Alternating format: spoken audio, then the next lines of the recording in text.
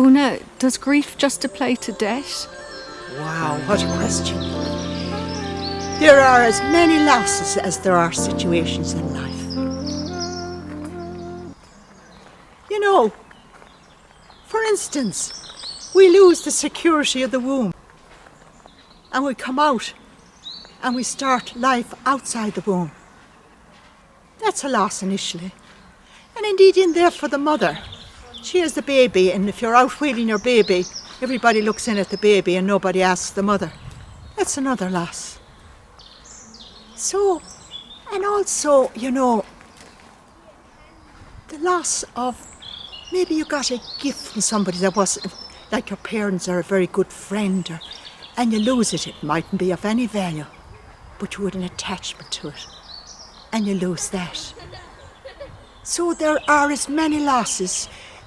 Take the situation in the past. You wouldn't meet it so much today, but you certainly would be dealing with it today.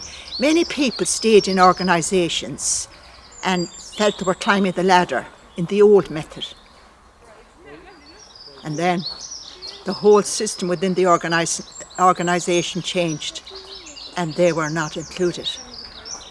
The embarrassment of that, the hurt of that. They might be at this stage 55 or 56, and they'd say, well, I'll have 10 years and that'll bring up my salary and bring up my wages. The whole system has changed. We're in the era of all kinds of systems within computers. New generation come in, and more power to them. But it is a loss, and we're too ashamed to say it. Many people a few years ago came to me and said, I am very hurt, Una.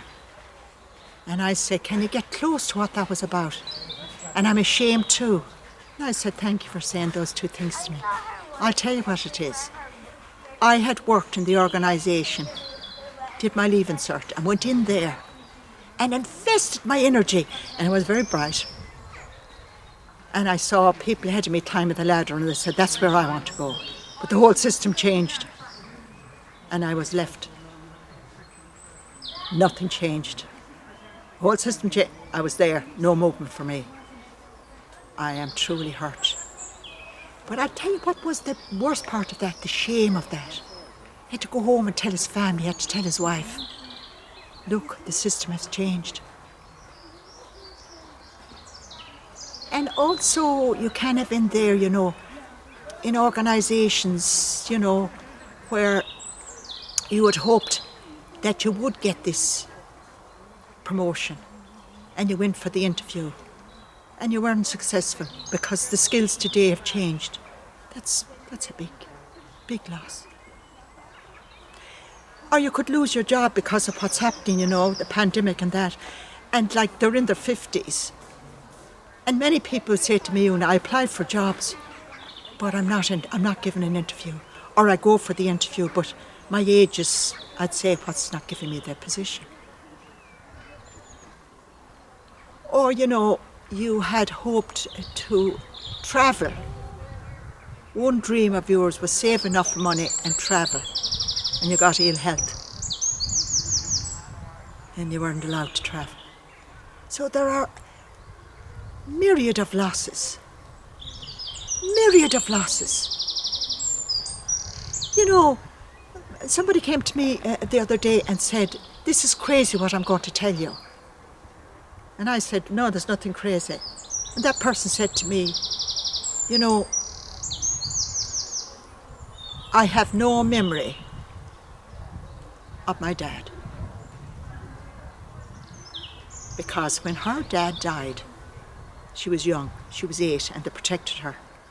And it was a sudden death and they never let her in on it. And she is in her 50s, wondering why she feels down.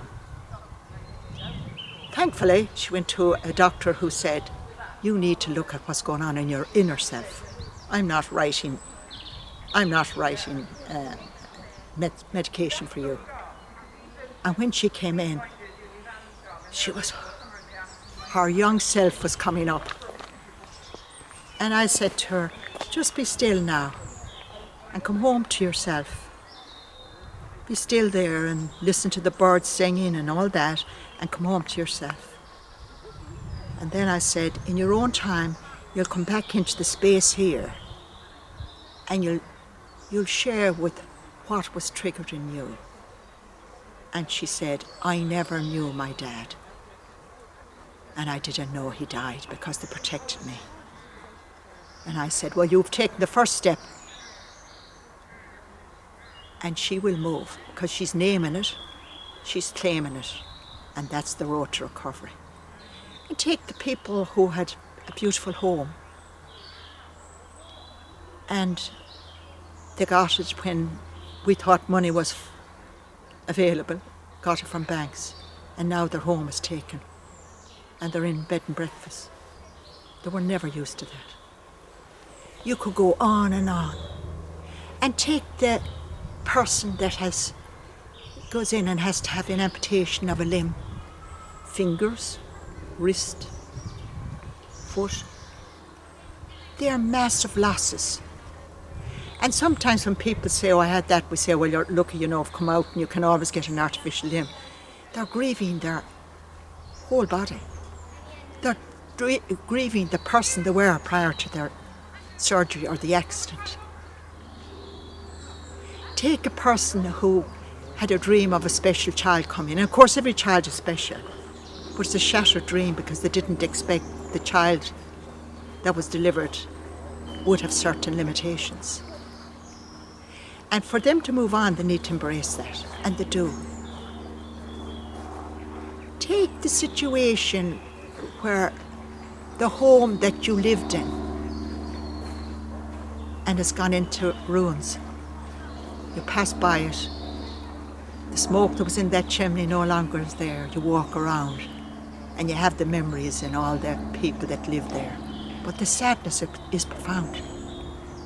And sometimes things are stolen from us. I deal with that. It mightn't be great money, but it was stolen and our house was broken into. Just imagine you come back in the evening and the house is upside down, somebody has broken in. The invasion of that in your privacy. And also in situations that you allowed yourself to continue when you should have moved on. And you get angry with yourself and say, why did I do that to myself? And I say, hold it. That's where you were then, and that was okay.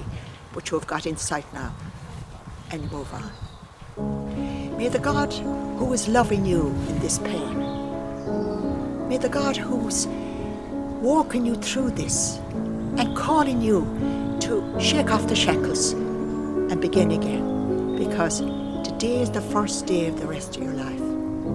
The past is in the past unless you hold on to it, and if you do, you're trapped. Freedom is a given. Take it. Amen.